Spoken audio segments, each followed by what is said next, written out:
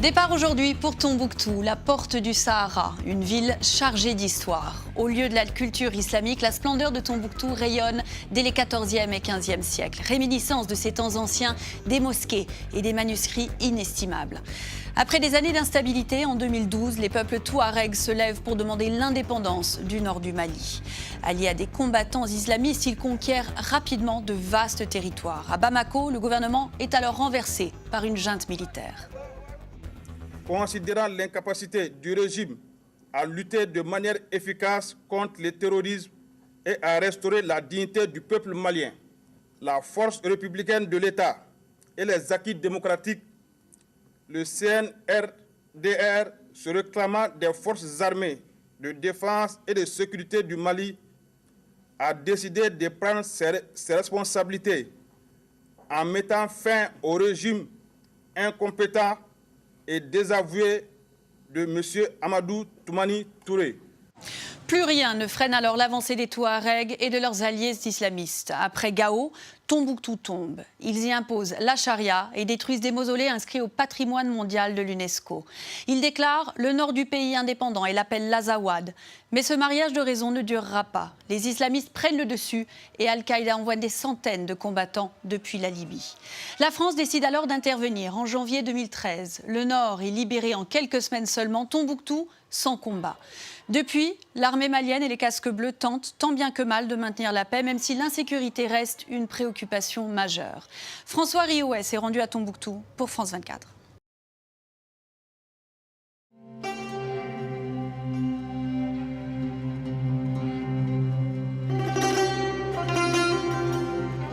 Elle tient les portes du Sahara. Tombouctou, la cité mystérieuse, une étape incontournable des caravaniers depuis plus de 700 ans. Un joyau d'architecture, à mi-chemin entre les rives fertiles de la boucle du Niger et les dunes arides de la Grande Mer Jaune. C'était hier une destination prisée par les touristes du monde entier. Aujourd'hui, Tombouctou panse ses plaies, victime d'une guerre dont elle ne se relève pas. La ville est officiellement libre depuis le 28 janvier 2013, mais les stigmates de l'occupation djihadiste tardent à disparaître. 10 mois de répression, d'enfermement, de pillage et de viol ont laissé des plaies profondes, rarement visibles.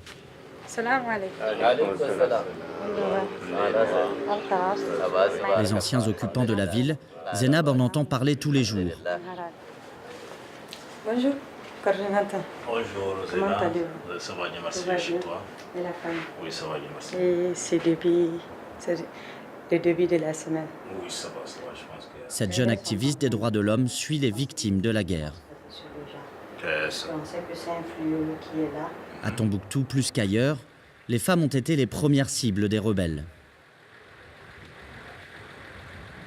Nous faisons l'assistance aux victimes de violations des droits humains et en même temps nous assistons les survivantes de violences basées sur le genre. Nous apportons une protection aux gens qui sont dans le besoin et qui le réclament. Selon les ONG spécialisées, des dizaines de civils ont été victimes d'exactions, mais peu sont sortis de l'ombre. Aujourd'hui, Zénab passe voir l'une d'entre elles à son domicile. Bonjour. Ça va. Tout va bien. Mariam a accepté de raconter une nouvelle fois son histoire, celle d'une adolescence brisée. Sous un nom d'emprunt, elle témoigne à visage couvert parce que, dit-elle, ses bourreaux sont toujours en liberté. En 2012, Mariam avait 13 ans quand des hommes en armes sont venus chez elle. Ils étaient 10. Ils venaient rôder devant chez moi la nuit. Ils étaient là tous les jours. Je suis allée me cacher dans une autre maison, mais ils m'ont retrouvée et ont dit qu'ils allaient me marier de force s'il le fallait. Mes parents ont refusé, mais ils m'ont quand même emmenée de force dans la brousse et ils m'ont mariée. Mais cela n'était même pas un mariage. Je me suis retrouvée avec d'autres femmes, mais elles, ils ne les touchaient pas. Moi, j'étais comme leur ânesse. Ils me violaient, ils me prenaient de force, jusqu'au moment où je suis tombée enceinte. Alors ils m'ont abandonnée dans la forêt. Et maintenant j'ai peur qu'ils reviennent pour m'égorger et me jeter dans un puits. Aujourd'hui, Mariam travaille comme femme de ménage pour 7,50 € par mois. Pas assez pour nourrir sa fille de 3 ans, née des viols à répétition que les djihadistes lui ont fait subir. Elle préfère avoir une prise en charge médicale. Pour l'assistance juridique, elle se dit toujours que je ne peux pas le faire parce que je serai toujours exposée, je serai stigmatisée. Souvent, on amène des dossiers au niveau de la justice, mais ça reste en stand-by. Il n'y a pas de traitement. Souvent, tu arrêtes un violeur même après la crise. Une semaine après, ce violeur-là est dans la rue et il part commettre d'autres crimes encore. On le reprend encore, c'est pour le relâcher après.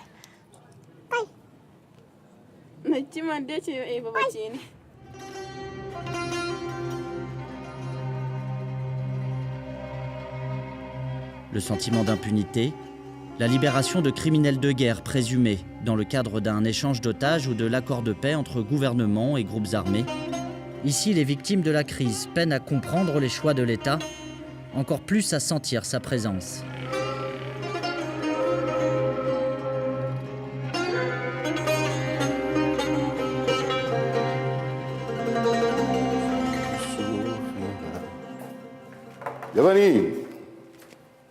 Yahya Tandina a vécu au plus près l'occupation de la ville et des bureaux où il travaille pour l'ORTM, la radio nationale. Voilà, donc c'est tout ce qui reste de l'ORTM. Les stigmates sont toujours visibles. Ça a été brûlé, entièrement brûlé. C'est le triste décor aujourd'hui qu'offre Tombouctou. 3 ans après, c'est le même décor. Ça n'a pas changé. Donc c'est regrettable pour une grande structure comme l'ORTM, qui reste aujourd'hui l'œil de Tombouctou et aussi la voix de Tombouctou. Si la plupart des journalistes ont fui l'arrivée du sanguinaire Émir Abou Zeid, le chef d'Al-Qaïda au Maghreb islamique au Mali, Yahya a choisi de rester, micro et caméra au point. Les radios de la ville se souviennent de l'interdiction de la musique et des messages de propagande diffusés en boucle.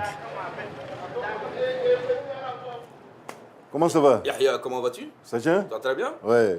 Bienvenue. Et à la radio, ça se passe bien? Au cœur du marché, depuis la maison des artisans, le directeur de la radio Al-Farouk a retrouvé le poste qu'il a dû abandonner un jour d'avril 2012 pour fuir vers la capitale. Mesdames, Messieurs, bienvenue sur Radio Al-Farouk 98 FM. Merci de nous recevoir chez vous. Merci de partager ces programmes. Surtout, merci de faire confiance dans tout ce que nous faisons et au quotidien. Moi, je dis personnellement que ce que Yahya a enduré ici, je n'aurais pas pu le faire. Et si je suis parti, c'est peut-être parce que je n'avais ni sa force, sincèrement, ni sa croyance dans le fait que ça allait changer. Si les deux hommes ont été heureux de renouer avec le quotidien au travail, un goût d'amertume persiste. Les djihadistes et les groupes armés contrôlent toujours les alentours de Tombouctou. Ils se sentent prisonniers de leur propre maison. Avant l'occupation, je pouvais traiter de tous les sujets, et pas seulement à Tombouctou-ville. Là, je pouvais sortir à 100 km, à 200 km de Tombouctou. Je vais traiter sur l'élevage, par exemple. S'il s'agit de faire un sujet sur l'élevage, tu es obligé de regagner les éleveurs qui sont un peu dans le nord.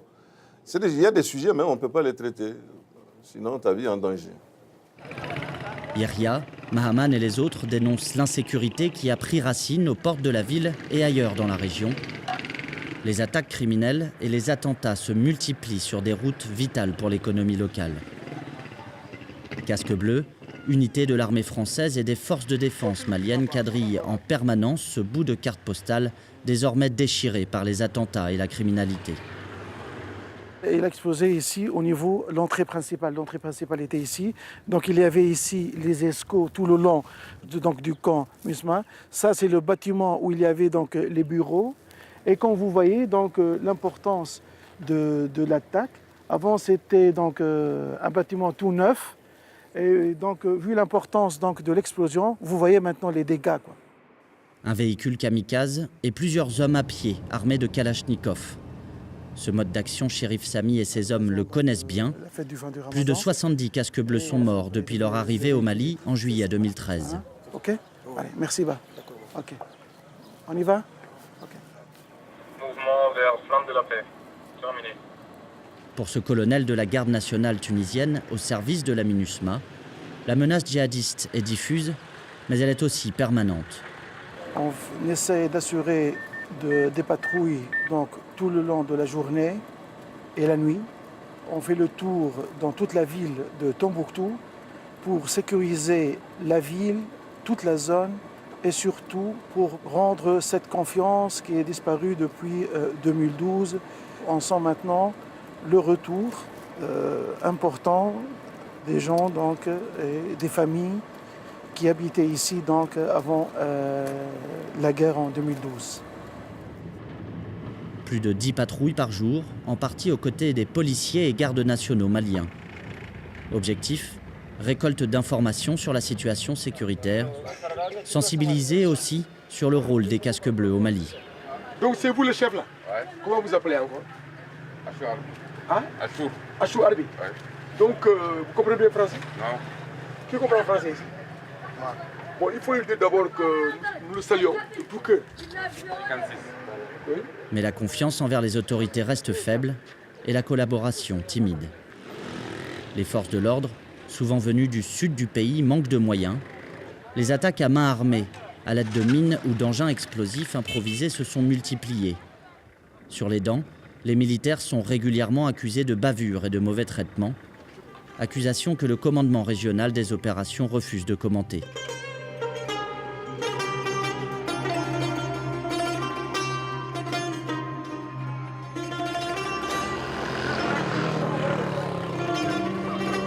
Désormais, plus un événement sans protection policière, des mesures drastiques, à la hauteur de la menace, car les fous de Dieu n'ont pas dit leur dernier mot.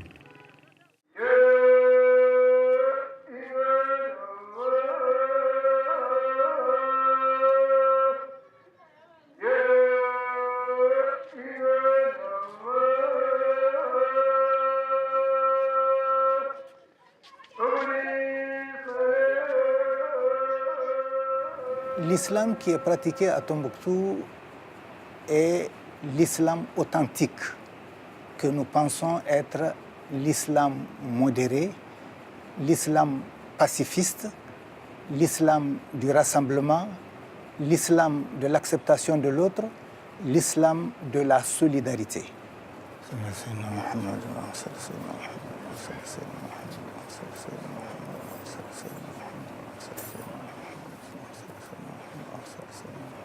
Pour ce membre du Haut Conseil islamique, les djihadistes ne sont jamais vraiment partis. Certains se sont recyclés au sein des groupes armés signataires de l'accord de paix. Pendant le temps qu'ils sont restés ici, ils ont eu des adeptes qui sont restés là. Mais quand ils ont constaté que leur vie était menacée ou que leur avenir était menacé, ils n'ont pas hésité à retourner la veste pour dire que nous ne sommes pas islamistes, nous sommes MNLA ou nous sommes MAA ou nous sommes FCE. Donc ceux qui se sont montrés islamistes à visage découvert, ceux qui ont appartenu à la police islamique, ceux qui ont appartenu à la brigade des mœurs, ceux qui ont appartenu à la justice islamiste. Mais ceux-ci, qu'ils disent qu'ils sont islamistes ou qu'ils ne le disent pas, la preuve nous a montré qu'ils ont été islamistes et ils ont sévi. Policiers et gendarmes l'admettent. Impossible de savoir qui est qui à Tombouctou. Les cellules dormantes d'Al-Qaïda agissent comme une mafia prête à éliminer ceux qui se dressent sur son chemin. Malgré les menaces d'assassinat ciblés, Diadier Maïga a voulu témoigner à visage découvert. Il ne se passe pas une semaine où des attaques ne se font pas là.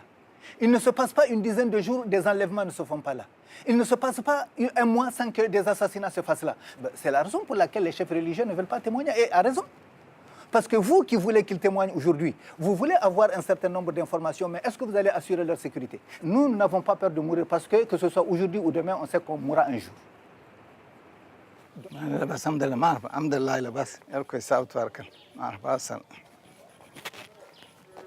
À leur manière, les djihadistes occupent toujours la ville. Ils occupent en tout cas les esprits de ses habitants.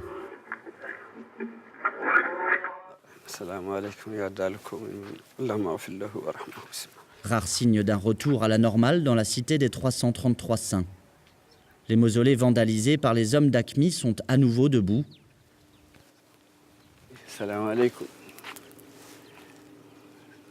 Des siècles de culte et de mémoire que l'équipe d'Alassane Assey a pu faire renaître. Tu mouilles le mur et puis tu fais ta main comme ça pour que les doigts soient écartés. ça serait un dessin.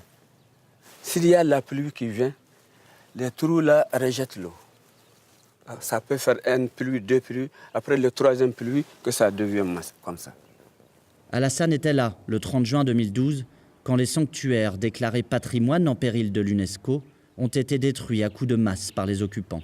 Il y a des djihadistes qui se disent musulmans, qui sont venus. Ils ont tout fait, pas dans ces cimetières seulement. Dans 10 ou 13 cimetières, c'est cassé, ça nous a touchés.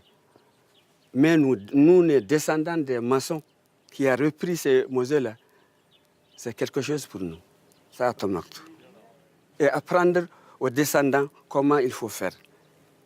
Dans les mausolées, dans les mosquées et même dans les maisons, avec le banco et l'alhor. De ne pas perdre la tradition.